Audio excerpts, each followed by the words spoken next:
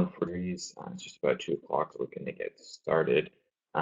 So really, the purpose of this series is to talk about some issues, both current and up and coming within NEMT and paratransit. The first one we did a few ago, if you missed it, I recommend you go to our website. You can find it at www.pantonium.com. It is on our blog. And also on the blog, what you'll find is the article that actually jump-started this webinar, which is it was an op-ed original written for our website that just talked a little bit about how Uber is changing transit and how those changes seemingly are coming from paratransit. So with that said, this webinar is really to go and dive a little bit deeper and substantiate a lot of those claims and show why this model is coming, why it's so effective, and really what you can do to try and brace yourself forward or to kind of evolve with that. So with that said, I'm just going to start. We're just going to detail the objective that we're going to achieve here. First, we're going to talk about what is the Uber model and what makes it so successful. We're going to talk about how the NEMT model is currently, what the status quo is, and if these two models can coexist. We're going to dive a bit into the fine print of Uber and the things that they do well, the things that they don't. And also we're going to talk about, I'm going to present a blueprint for how you can adopt the Uber model. And these are some things that are actually quite simple that you can do, currently without, making huge time investments or changes to your business.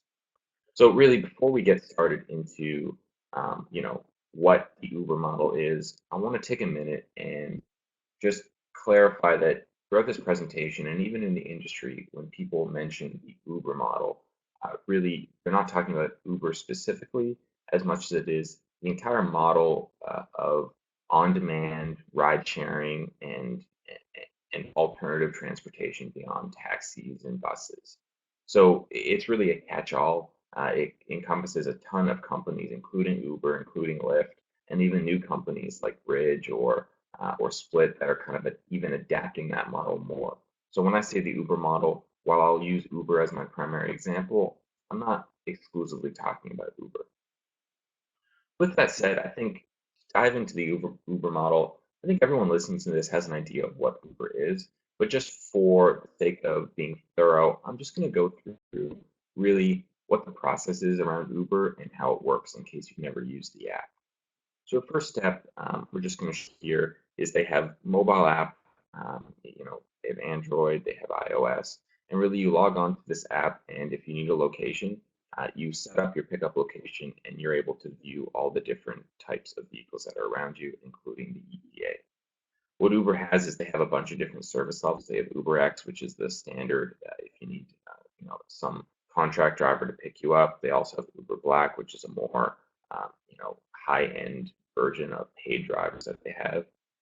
And what we don't have here, because this is in Toronto, is Uber Assist, which is actually the model that Uber is used for paratransit rides. So there are some cities where they have adopted that. It's just I took these screenshots myself, and that has not come to where I am currently. So next, once you set your pickup location and you can see the drivers and your ETA, you can select a driver you based on location and rating. So for instance, this driver right here, this is the closest vehicle to me, but I can monitor if the driver has a high rating or a low rating. And if they have a low rating, then I can select a different driver to do this trip instead. So it really gives the user the ability to monitor who's picking them and see all of those details. And finally, once you have that, you enter in your destination. And what you can do is you can actually get a fare estimate right through the app. So you don't necessarily need to guess what the fare is going to be like you do with traditional taxis. You can get an estimate based on the map data and their rate plans even before you request a trip. So this is the core of what Uber has thrived on, is really this simplicity and this model that they run based off of. But one of the things is, how does this really pertain to NEMT or paratransit? So does this model directly translate over? And that's what we're really going to explore today. So first, I'm just going to get it right out of the open. There are red flags. The first one being this. Having the rider have the ability to select their driver and to change their driver or to be, to take that out of the hand of the dispatcher and operator, that is an immediate red flag for how this model doesn't really transfer over to the NEMT sphere. Because Uber is essentially a matching app. It matches riders with the drivers, and it uses what is called who is nearby technology. So based on these GPS pings, it's telling you who is nearby, and this is giving the rider the ability to choose a nearby. But it takes all control out of the operator. Now that's fine for Uber because really they work under a contract driver model. What they do is they have all these drivers out there, and they only pay them when they do a trip. So having excess supply is actually a good thing for Uber because what it means is it lowers the ETAs and it makes it so that you can always get a ride. But this contract driver model, while some of you even listening may operate under it, it's not very common in NEMT, mainly because for most companies, you need a higher level of service because you're dealing with elderly and you're dealing with wheelchairs and health concerns. So there's different vehicles and a higher level of driver attentiveness that's needed. So most companies operate on an hourly or a driver wage perspective. So right out the gate, we understand that having this model where the riders pick their drivers, it's not very scalable or it's not transferable to NEMT, as well as Uber doesn't really care necessarily how efficient your trips are or how much fuel you spend. That's things that they're not primarily concerned with. They just want to get as many trips as quickly as possible. So this part does not transfer over, we know that. So that leads to the question, what does? What is the core of the model? What is behind this model? And what are the features where necessarily not the technology features, but what are the processes that make this model so appealing to the people who use it? Because clearly, I have a few statistics here, but clearly Uber is a hit. People love it. So if we look at this chart here, first quarter 2014, they had 9% market versus a year later, first quarter 2015, 29%, the vast majority of that coming out of the taxi. So what we can really see by this is in a very short amount of time, Uber has almost become a standard. People love it and people are really into the model. So there are certain core features that would lead us to believe that. A few more statistics here. Uber has 160,000 drivers in the US alone. 1 million rides per day to an average of 8 million users. And ridership grew 400% in 2014. So whatever they're doing, people like it, and the model has shown that it's successful. So the main question is why? What do people love so much about the Uber model, on-demand ride-sharing model? What is it about it, and how do we take those principles and transfer them over to what we do in our industry, which is medical transportation, paratransit? So first, big on-demand trips. You can go onto the Uber app and you can find a trip instantaneously. I can have someone at my door within 2 or 3 minutes to take me to that trip. That's unprecedented. Even trying to hail a cab would take longer than that. Or if you live in a rural area, trying to call a cab would take 20 or 30 minutes. Forget the 24-hour notice that a lot of NEMT operators use. Ability to split and share rides. So this is something that's not innate to Uber itself, but to the model.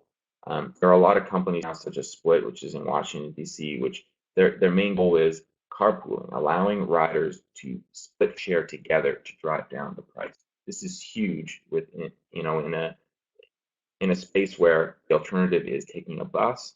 If you, for a few dollars more, could get dropped off door to door with a full, bringing that price down makes this model much more attractive.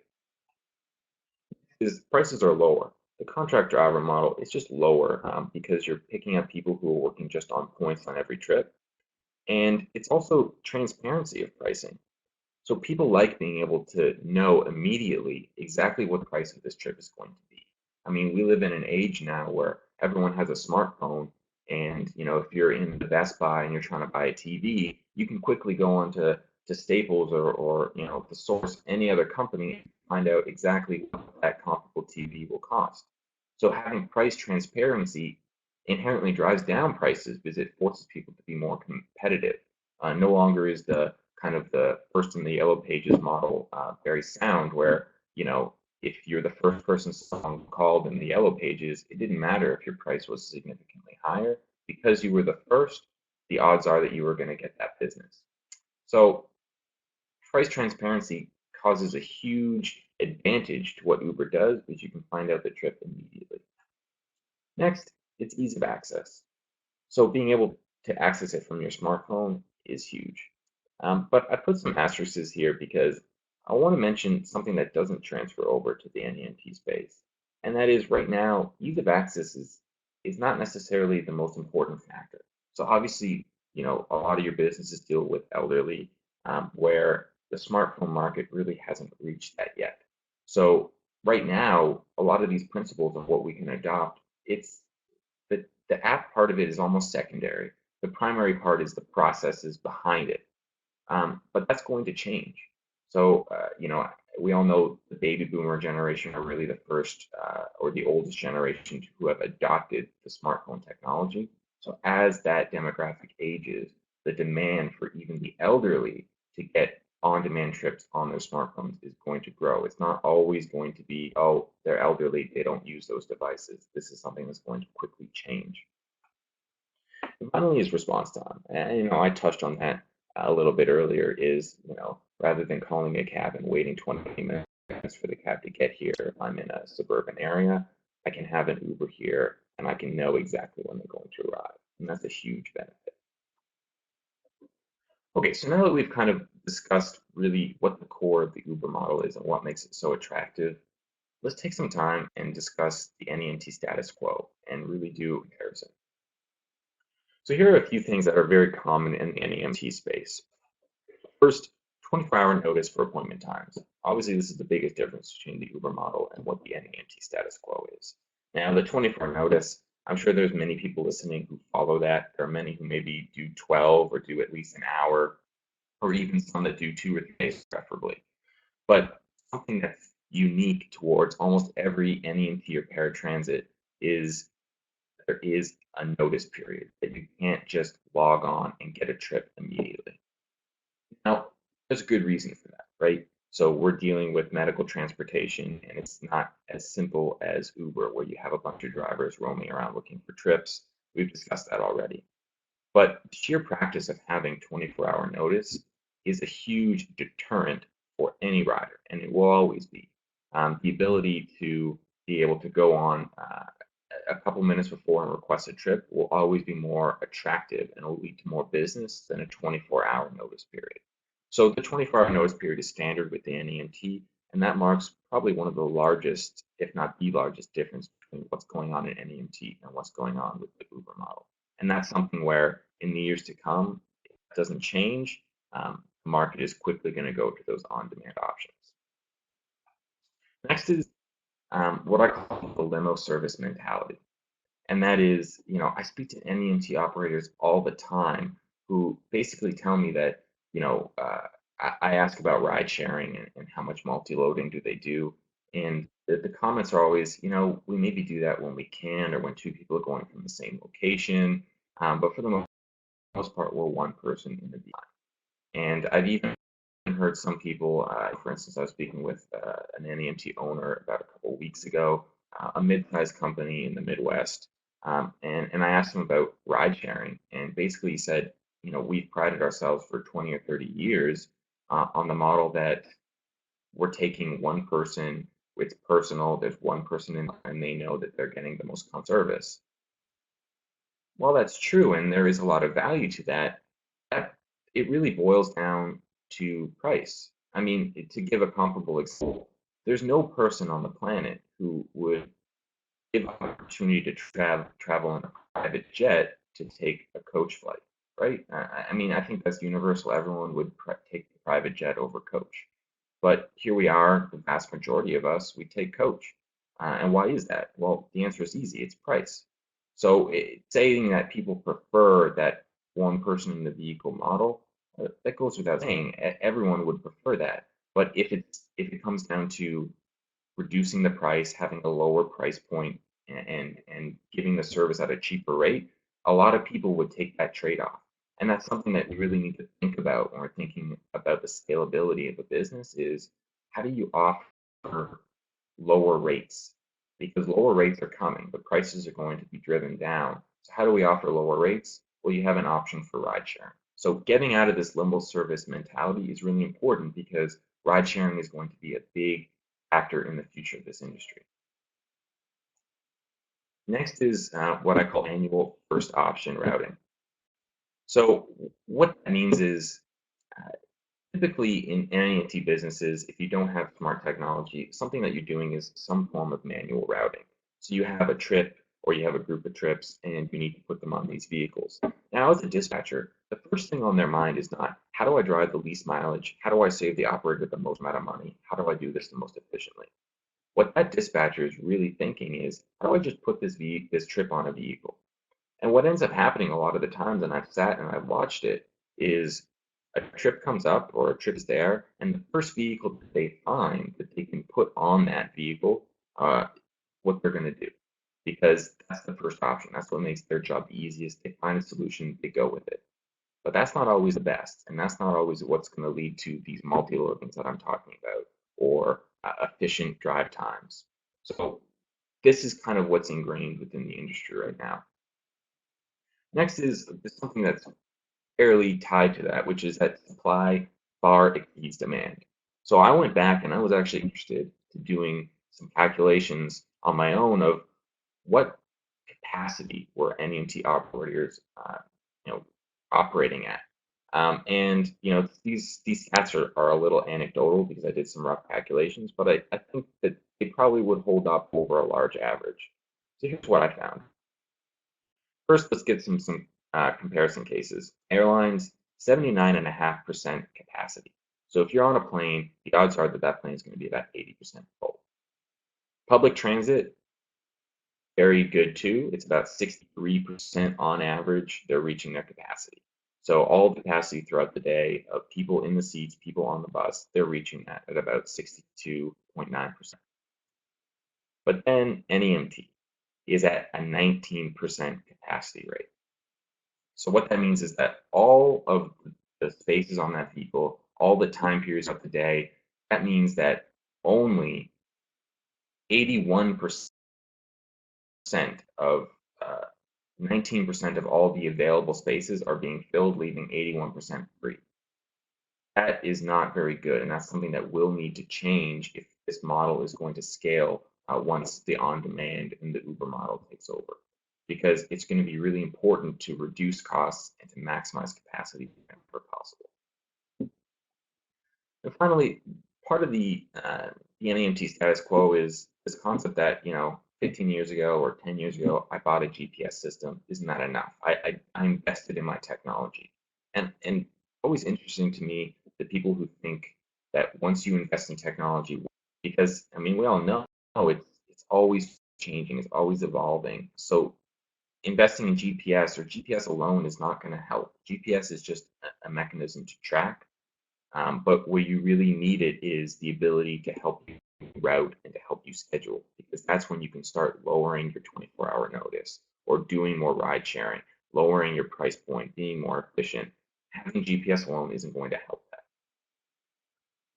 So this begs a question that I brought up at the beginning, which can these models coexist?